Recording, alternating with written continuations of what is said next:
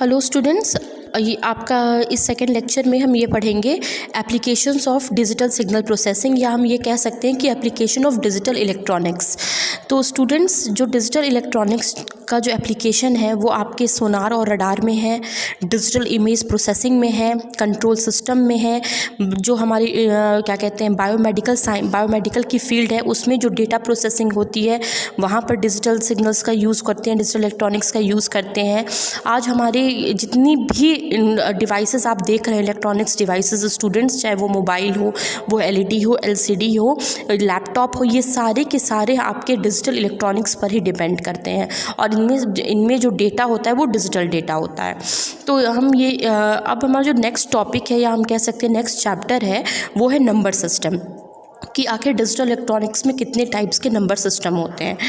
तो students, digital electronics में आपके जो है वो 4 तरह के नंबर सिस्टम होते हैं। पहला नंबर सिस्टम है डेसिमल नंबर सिस्टम, दूसरा है बाइनरी नंबर सिस्टम, तीसरा है हेक्साडेसिमल नंबर सिस्टम और फोर्थ है ऑक्टल नंबर सिस्टम। ठीक है, तो ये क्या कहते हैं, ये जो हमारे नंबर सिस्टम्स हैं वो डिजिटल इलेक्ट्रॉनिक्स में यूज़ होते हैं। तो जो सबसे पहला नंबर सिस्टम है डेसिमल नंबर सिस्टम, उसके बारे में हम डिटेल में पढ़ते हैं।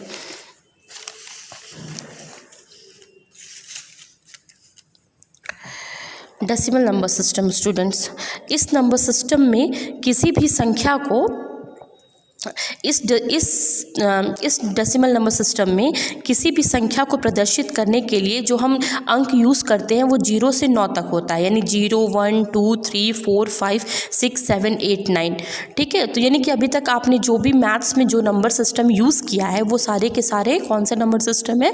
डेसिमल नंबर सिस्टम, क्योंकि वो आपके कहाँ से शुरू होते हैं? 0 से, और वो आपके 0 से शुरू होते हैं और 9 तक जाते हैं। और 9 के बाद हमको जब किसी और डिजिट को लिखना होता है तो हम इन्हीं नंबर का रिपीटिशन होता है। जैसे मान लीजिए 10 लिखना है तो 1 और 0, 11 लिखना है तो 1 और 1। ठीक है, लेकिन डिजिट्स कितने यूज़ होते हैं? सिर्फ 9। ठीक है, लेकिन अगर हम काउंट करें तो 10 डिजिट्स हो जाएंगे। क्यों? क्योंकि 0, 1, 2, 3, 4, 5, 6, 7, 8, 9 कितने डिजिट्स हो गए? 10 डिजिट्स हो गए। तो इसीलिए इसको डेसिमल नंबर सिस्टम कहते हैं। क्या करते हैं? Decimal number system. और इस नंबर सिस्टम को के बेस में हम 10 लिखते हैं। ठीक है, तो ये एक रिप्रेजेंटेशन का प्रदर्शित करने का तरीका है कि डेसिमल नंबर सिस्टम के बेस में क्या होता है? 10 होता है। एक इम्पॉर्टेंट चीज़ मैं आपको बता दे रही हूँ कि किसी भी नंबर सिस्टम में जितना उसका बेस होता है उतनी ही डिजिट्स होते हैं। क्या होती हैं? उतने ही यानी उतने ही नंबर, उसी डिजिट से हम अपने नंबर को क्या कर सकते हैं? प्रदर्शित करते हैं।